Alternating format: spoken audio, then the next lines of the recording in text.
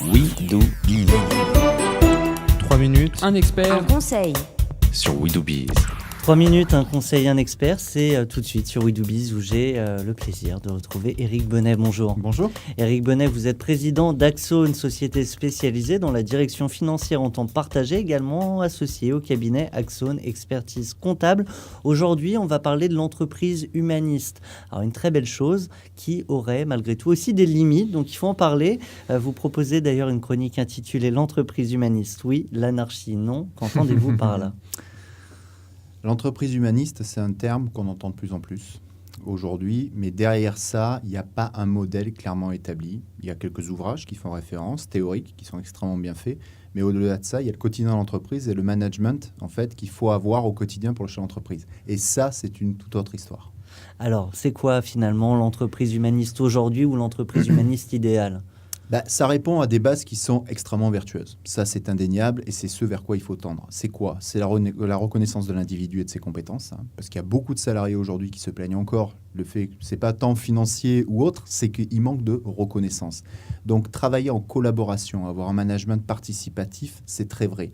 Mais simplement, ce que je voulais dire par cette chronique, c'est attention à ne pas partir dans l'extrême inverse et ne pas partir dans l'anarchie. En tout cas, il y a des points clés qu'il faut respecter.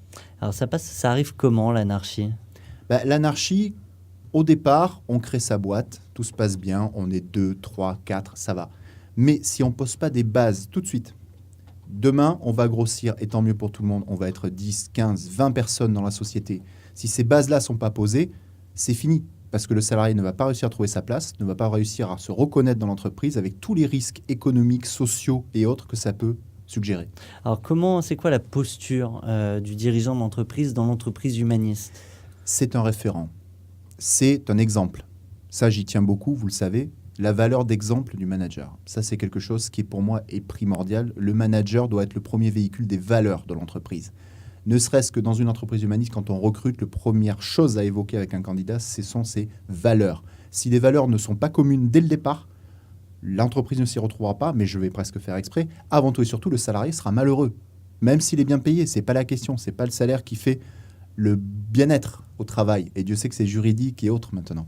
Alors, il y a aussi l'entreprise humaniste, parfois, un peu comme on parlait de greenwashing, utilisée simplement pour bien communiquer. Voilà, c'est un vrai vecteur de communication, il est vrai.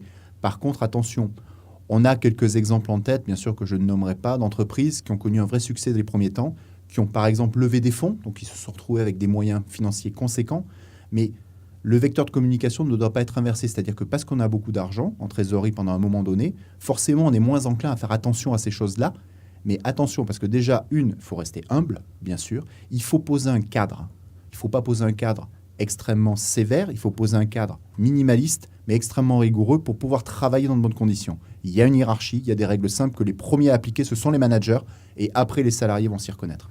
Alors moi, j'ai une seule règle dans nos chroniques, c'est 3 minutes, un conseil, un expert. Nous arrivons donc au terme de cette chronique. Un grand merci à vous, Éric Bonnet, pour cette chronique aussi humaniste. Je vous en prie. Et à la semaine prochaine. À bientôt.